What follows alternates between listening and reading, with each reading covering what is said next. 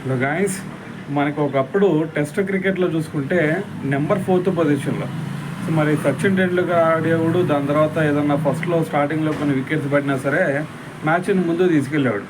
So దాని తర్వాత ఎప్పుడైతే సచిన్ టెండూల్కర్ రిటైర్డ్ ఇచ్చాడో, సో దాని తర్వాత మరి ఆ ప్లేస్లో మనకి విరాట్ కోహ్లీ ఆడటం మొదలుపెట్టాడు.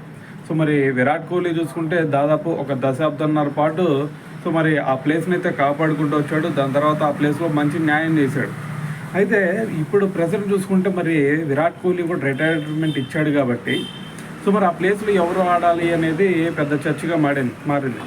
అయితే ఇప్పుడు వచ్చేసరికి మనకి ఈ ప్లేస్ గురించి అనిల్ కుంబ్లే కూడా రియాక్ట్ అయిపోయి అనిల్ కుంబ్లే చెప్తుంది ఏంటంటే కొంచెం డిఫరెంట్గా చెప్తున్నాడు.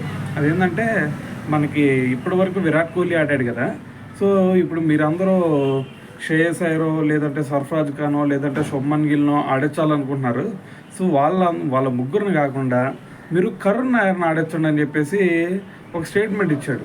ఇది ఎందుకు అనేది ఇప్పటివరకు అర్థం కాలేదు. కాకపోతే అతను చెప్తుంది ఏంటంటే కరుణ్ నాయర్ని ఎందుకు ఆడించాలి అంటే, అంతకుముందు ఆల్రెడీ మనం చూసాం దేశవాళీ క్రికెట్లో మంచి పర్ఫార్మెన్స్ ఇచ్చాడు. దాని తర్వాత 2016లో చూసుకుంటే 300 స్కోర్ కొట్టాడు. సో మరి దాని తర్వాత సరైన ఫామ్ లేక బయటికి వెళ్ళిపోయాడు.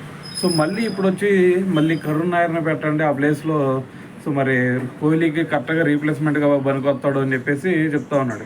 అయితే కరుణ్ నాయర్ మీద అంత హోప్స్ పెట్టుకోవచ్చా అంటే, ఓకే దేశవాళీ క్రికెట్లో మంచిగానే పర్ఫామ్ చేస్తున్నాడు. మరి అక్కడ ప్లేయర్స్, అక్కడ బౌలర్స్ వేరు, ఇక్కడ బౌలర్స్ ఉండేవాళ్ళు వేరు.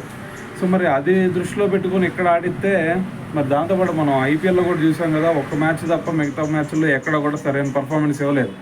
సో మరి ఇటువంటి సిచ్యువేషన్ మరి అతన్ని పెట్టడం అనేది నాకైతే అంత కరెక్ట్ అనిపించట్లేదు. సో మరి నెంబర్ 4th పొజిషన్లో మరి అతన్ని పెట్టకుండా ఎవరిని పెడతావు బ్రో అంటే, నాకు కరెక్ట్గా చెప్పాలంటే శ్రేయస్ అయ్యరే ది బెస్ట్ ఆప్షన్ అనిపిస్తూ ఉంది.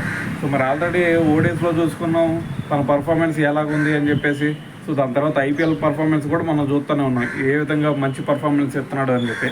సో కాబట్టి నెంబర్ 4th పొజిషన్లో మరి శ్రేయస్ అయ్యర్ని పెడతామే చాలా బెటర్ అనేది నా ఫీలింగ్ అనమాట. సో అయితే మరి దీని గురించి మీరేమనుకుంటున్నారు అనేది కూడా కింద కామెంట్ చేయండి.